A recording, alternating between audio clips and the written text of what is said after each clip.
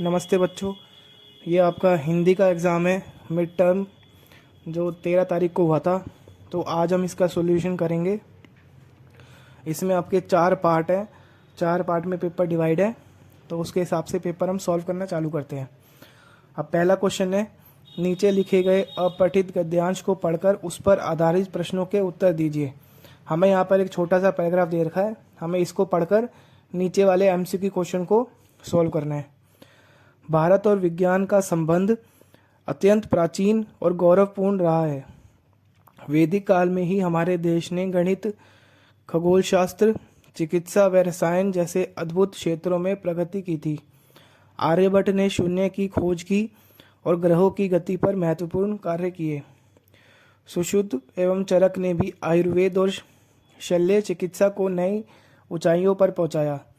आधुनिक भारत ने भी विज्ञान ने वैश्विक स्तर पर अपना परचम लहराया है। इसरो द्वारा प्रक्षेपित चंद्रयान व मंगलयान ने भारत के विज्ञान को अंतरिक्ष तक पहुंचाया है। विज्ञान का उपयोग हमें मानवता के हित एवं प्रकृति का संतुलन बनाए रखने के लिए करना होगा। ये हमारा अपठित गद्यांश था, जो थोड़ा मुश्किल था। इसमें काफ़ी हिंदी के वर्ड जो मुश्किल थे, पर हम क्वेश्चन सॉल्व करने की कोशिश करते हैं। पहला पार्ट जो है, इस गद्यांश के अनुसार शून्य की खोज निम्न में से किसने की थी। जीरो का आविष्कार देखो आप सबको पता होगा, आर्यभट्ट ने की थी, तो इसका आंसर हो जाएगा घ। सेकंड क्वेश्चन, निम्नलिखित में से भारत की अंतरिक्ष संस्थान का क्या नाम है। ये आपको क्लास में पढ़ाया हुआ है, इसरो। पार्ट ग, निम्नलिखित में से कौन सी पंक्ति विज्ञान के बारे में सही नहीं है। तो इसका आंसर है क, विज्ञान से हमें कोई लाभ नहीं होता। पद्य के अनुसार निम्नलिखित में से कौन भारत के वैज्ञानिक है। तो एक जो वैज्ञानिक का नाम दे रखा था चरक। क पाठ, प्राचीन शब्द का विपरीतार्थक शब्द है। प्राचीन का उल्टा होगा नवीन। ख, नवीन का मतलब होता है क्योंकि नया। अब सेकंड पार्ट में हमें ये एक, निम्नलिखित पंक्तियों में आपके विद्यालय द्वारा स्कूल में पर्यावरण दिवस मनाने हेतु सूचना दी गई है। तो ये एक स्कूल का पोस्टर दिया गया है जिसमें सूचना दे रखी है कि हम विश्व पर्यावरण दिवस मनाएंगे, जो कि 5 जून को होता है, और उसमें क्या क्या गतिविधि स्कूल में होगी। तो ये सारी चीज़ें आपको इसमें दे रखी थी। तो पहला पार्ट है, सूचना के अनुसार पर्यावरण दिवस कब मनाया जाएगा। तो ये जो आपको उसमें सूचना में दिया गया है 5 जून, तो इसका आंसर हो जाएगा ख। सेकंड, निम्नलिखित में से कौन सी गतिविधि नहीं कराई जाएगी। तो जो गतिविधि नहीं कराई जाएगी वो है ख, निबंध नहीं करवाया जाएगा। निम्नलिखित में से कार्यक्रम का उद्देश्य क्या नहीं है। तो क्या उद्देश्य नहीं है, प्रदूषण फैलाना। हमें प्रदूषण थोड़ी फैलाना है, हमें तो बाकी और चीज़ें करनी है। सूचना के अनुसार कौन से प्रमाण पत्र दिए जाएंगे। सहभागिता के प्रमाण पत्र दिए जाएंगे। अब आगे हम 5वें पार्ट पे। वह सभी कार्यक्रम देखने पहुंचे। इस पंक्ति में सर्वनाम शब्द चुनिए। इसमें सर्वनाम है ग, वह।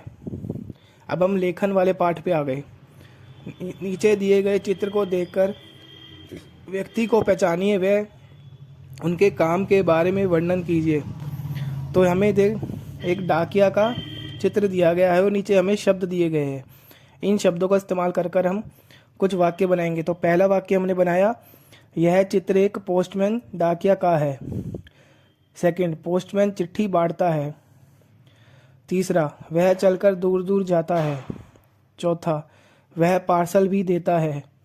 पांचवा, पोस्टमैन बहुत मेहनत का काम करता है।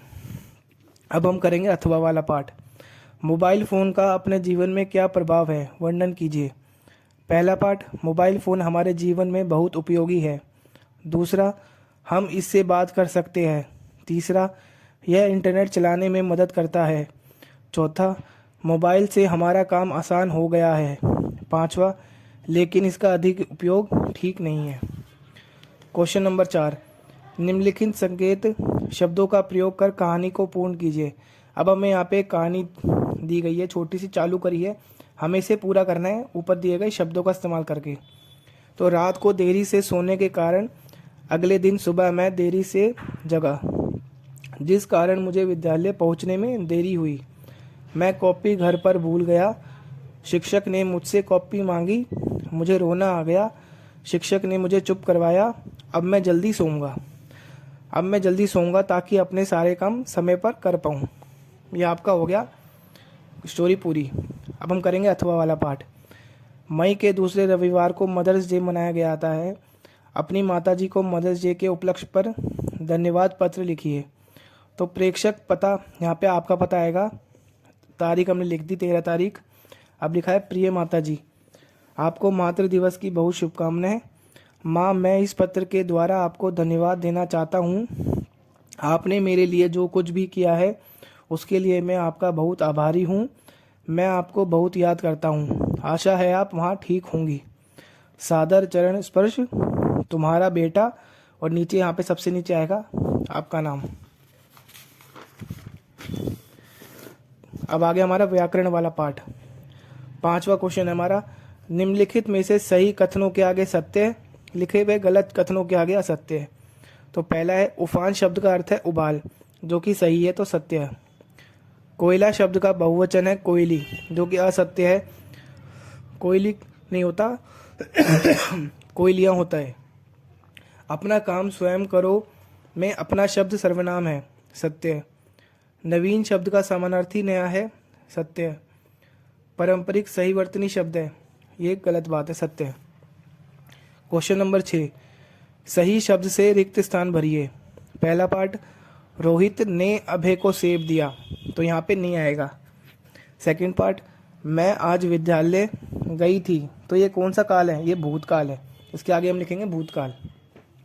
तीसरा क्वेश्चन, अनूठा शब्द का समानार्थी है अनोखा, तो अनोखा लिखेंगे। रोहित ने घर पर काम किया, तो इसमें जो रोहित है वो कौन सी संज्ञा है? वो व्यक्तिवाचक संज्ञा है, क्योंकि एक रोहित एक व्यक्ति है। औरत शब्द का समानार्थी शब्द है नारी। अब हम करेंगे भाग 4 पाठ्य पुस्तक वाला। अब आ गया आपका पाठ्य पुस्तक वाला, जिसमें चैप्टर में से क्वेश्चन आएंगे।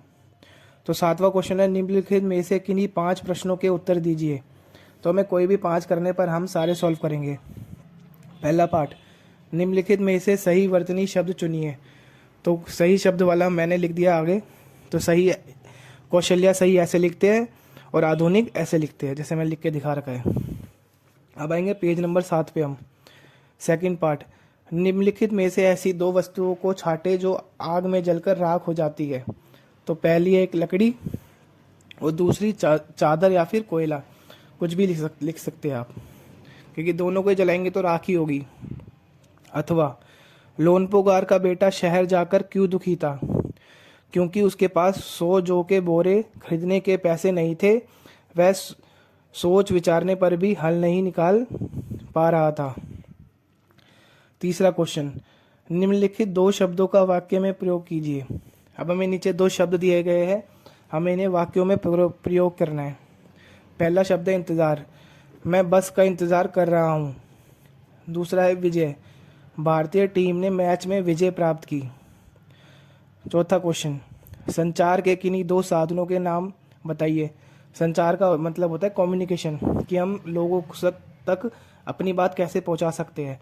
तो एक तो हो गया मोबाइल फ़ोन और एक हो गया अखबार।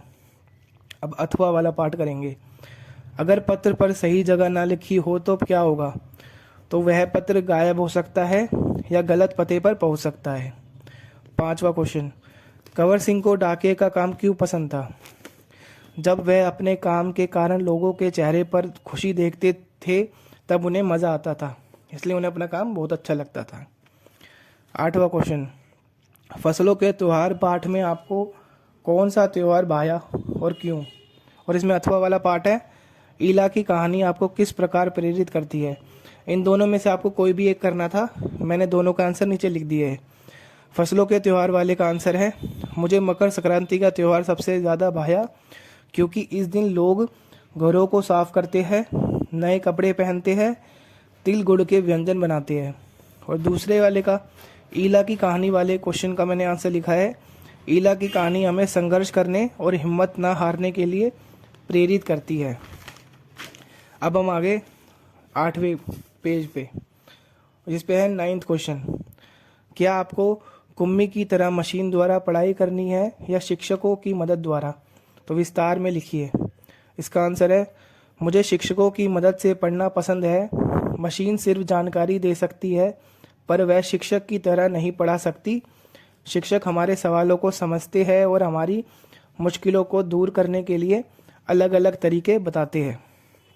10वां क्वेश्चन। बिना वक्त गवाए लोनपोगार ने अपने बेटे की शादी का प्रस्ताव लड़की के आगे रख दिया, ऐसा क्यों? और अथवा वाला पार्ट है, यदि आप खिलौने वाले से 3 खिलौने खरीदते हैं तो वह कौन से होते और वह क्यों?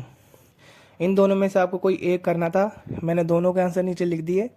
पहला वाला है, लड़की बहुत बुद्धिमान थी, उसने सभी शर्तें पूरी की, लोनपोगार खुश हुआ, वह लड़की सही जीवन साथी थी उस लोनपोगार के लिए।